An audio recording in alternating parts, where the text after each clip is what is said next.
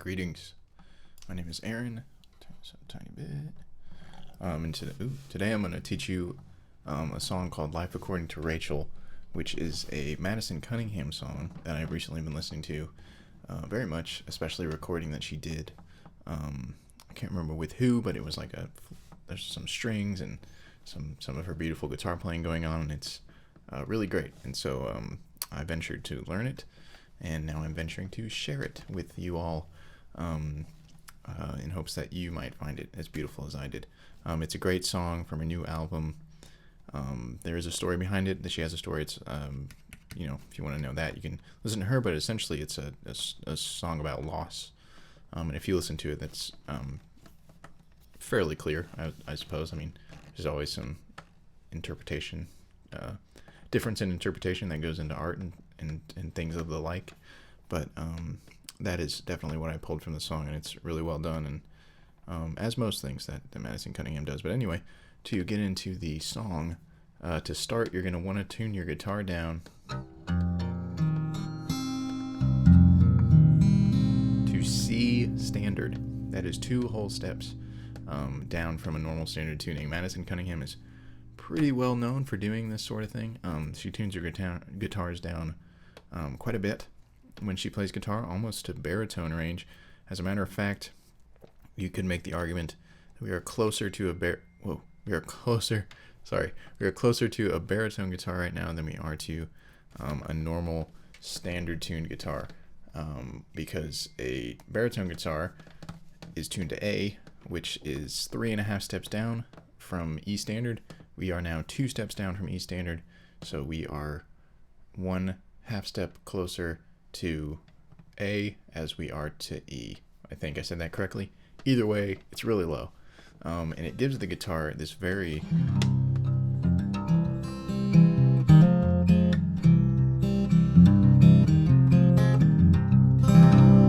kind of very full, bassy, thick tone that is very satisfying.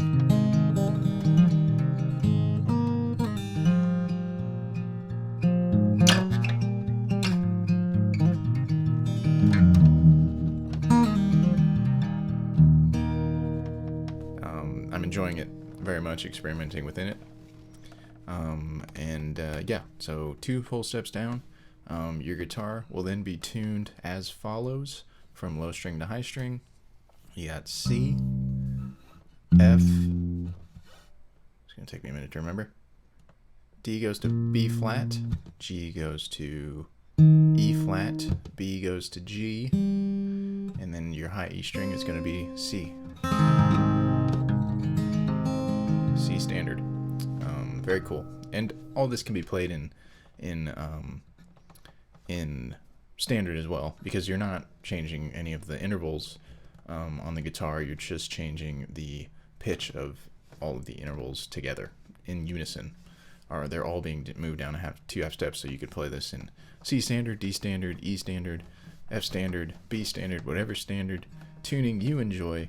You can play this song in it because the intervals are the same. Or you can play it in some weird tuning. If you want to find out how to do that, you can play this song on all the guitars and all the guitar tunings. You just have to figure out how to do it. So to start in C standard, now I'm going to go ahead and express right off the jump that this is going to be a minefield of confusion and stuff, because I'm going to talk about the guitar like it's in E standard, but none of the chords are like they are in E standard. They're all different chords, so it might be confusing. I've got a chord chart to help check that out if you are as confused as I am during this video. So the first chord we're going to play is kind of a G shape. You're basically doing a G power chord. You got your third fret of your low E string, the 5th fret of your A string. I'm gonna refer to all the strings as if they're in normal tuning. So 3rd fret E string, 5th fret A string. Your D string's open. There's an interesting note about that. You're not actually playing it. I'm gonna go ahead and skip over. I'll talk about that later. 3rd fret E string, 5th fret A string, open D string, not technically being played, 5th fret G string, and then open B string. You're playing playing that in this rhythm. So your thumb is kind of doing this. Da, da, da, da. And then you're hitting that very dissonant duplet, dub. Just two notes. Those are the very dissonant two notes.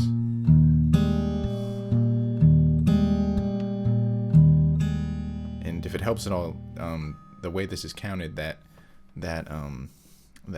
first that is coming in on the 4. So if you're counting it, you're going 1, 2, 3, 4, 1, 2, 3, 4, 1, 2, 3, 4, 1, 2, 3, 4, 1, 3, 4, 1. So it's kind of not a leading note. I can't remember what you call those things, but it's one of those whose name is escaping me. And you're playing this chord a long time, 14 bars. She sings almost the entire verse over this one chord, this one rhythm. She's using the same rhythm throughout the whole verse. And when she does finally, near the end of her verse, change chord, she goes up here to the 8th fret, doing a similar shape, if I can get my hands to do it.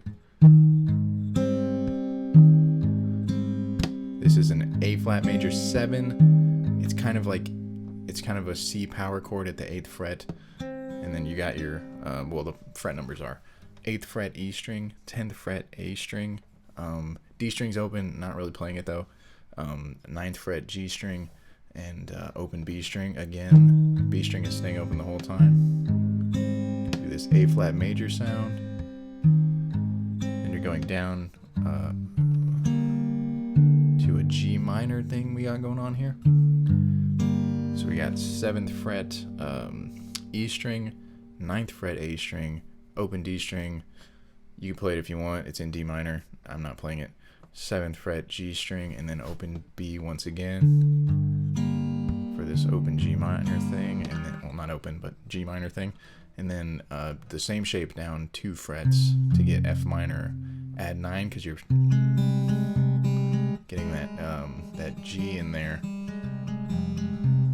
And that's a killer of a chord. That's a great chord. That dissonance that she uses throughout the whole thing, it's great. Alright, I can't get enough of it. So the verse, a lot of E flat add 4, up to A flat major 7, to G minor,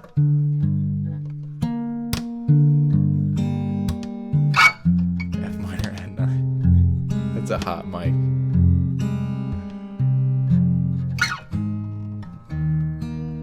And then to move into the chorus, you're gonna hit an A flat right quick. You could do it, I'm trying to think of the way you could do it. You could either go down, what I'm doing is just going to the C shape, because you're gonna go to an open G shape, and so it's easier to just kind of bring your hand down here and do that C shape, so you'll be closer to it. You could also do it at the 3rd fret of that 3rd fret C bar chord. So I'll just go through all that real quick again, because that might have been confusing. E flat add 4. Not gonna play it 14 times. A flat major 7.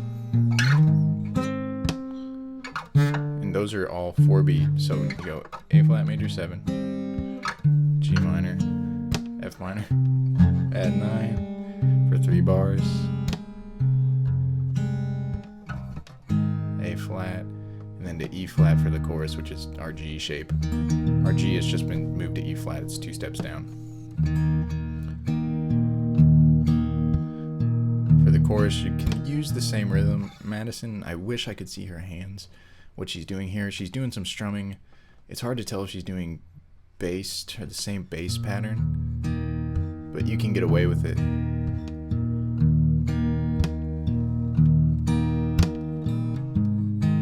So when you come out of the verse from that A flat after your F minor,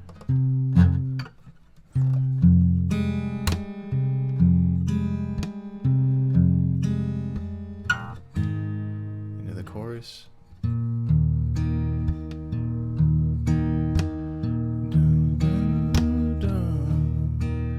Just say I love you.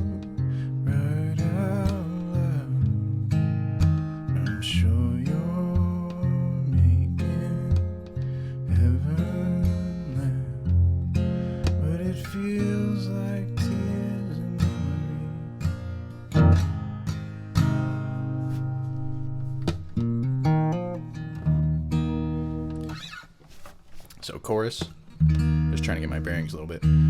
E flat, G shape, particular G shape, not really making use of the high E string here. We're doing 3rd fret, low E string, everything open in between it except your A string. So 3rd fret, low E string, open D string, open G string, and then 3rd fret B string.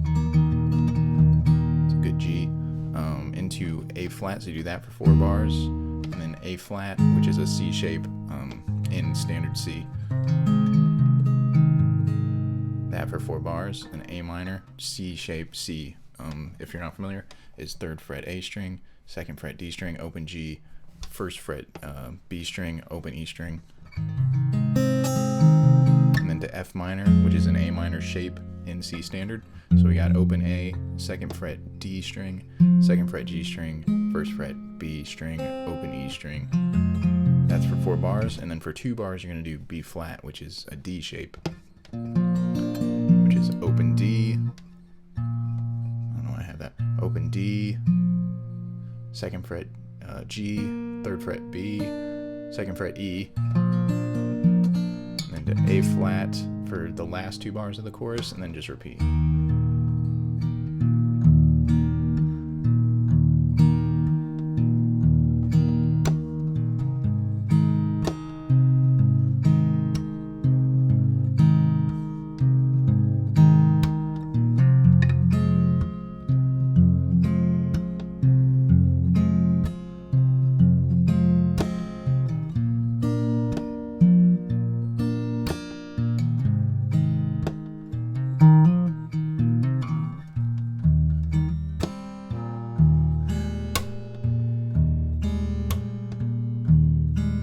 Back into the verse and then into the last chorus.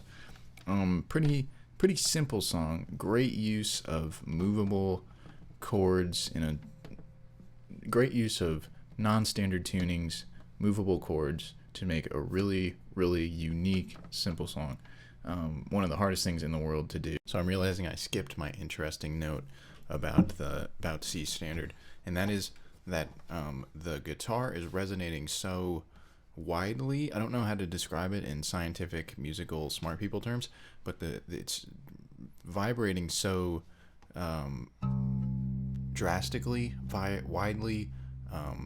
It's vibrating so much that when you're playing this, and it happens on normal guitar too, just not really at any perceptible level, or on sometimes. It depends on what you're playing. But basically, I said that D string is open, but it's still ringing out because it is sympathetically resonating with both the low strings that you're playing, because D is the same note, so it's resonating the guitar at that frequency, which is then being transferred through the bridge to your open D string to resonate that as well. And then G also, because it's so low, its overtones are more dramatic. So, and one of the I think the biggest, most noticeable overtone of a G note is D. So it is also helping resonate this open D string. So when you, my camera's not good enough to pick this up, but when you play G and D together, I'll stop everything. That open D string starts to, I can look at it and see it resonating. And if I mute if I play these two, that was loud, and then mute them, you still hear that D ringing out, because it's sympathetically resonating with the other two notes. Part of that, I think, is because of the, like I said, the overtones and the D making it vibrate, and part of that is because this guitar is actually just really great. But that's all I wanted to say about that. I think that's really interesting. Sympathetic resonance. It's a big thing in Indian music. Well, I don't know about all Indian music, but sitars make a lot of use of sympathetic drones and notes to add this ethereal Indian nature to their music. It's very noticeable and very cool. But that's all I got to say about that. I'll shove this in the video somewhere. As a songwriter is to make a unique, simple song, because most people have already written all the simple songs. They're hard to write because simple songs just need simple chords and movements and melodies, and leave it to Madison Cunningham to to bust that door wide open once again. Well, I don't know, bust it wide open, to drill a tiny hole in the door that was closed, and shove in a nice piece of music into that tiny hole. Pretty sure that analogy's totally not good, but that's the whole song. Got a chord chart. There's some nuance and things that are being missed. I'm not really interested in exploring all that fully. I have to psychoanalyze myself as to why that is. Because I don't want it to seem like I'm being lazy. But at the same time, that's kind of... This is what you get. Life According to Raechel, Madison Cunningham. Great song. Check it out. Check out her whole new album. And her last album, Revealer, was a new album. And then Who Are You Now was the last album. Both of them were great. I think there's some EPs and stuff before that. Had some good songs on them. All of her stuff is worth checking out. She's a really good songwriter. I'm trying to think if there's anything else I wanted to say about this song. I don't think so. C Standard's great. That's it. It's Tuesday, November 29th, 7:17 p.m. So I hope everyone has a good rest of this week, a good weekend, and I will catch you later.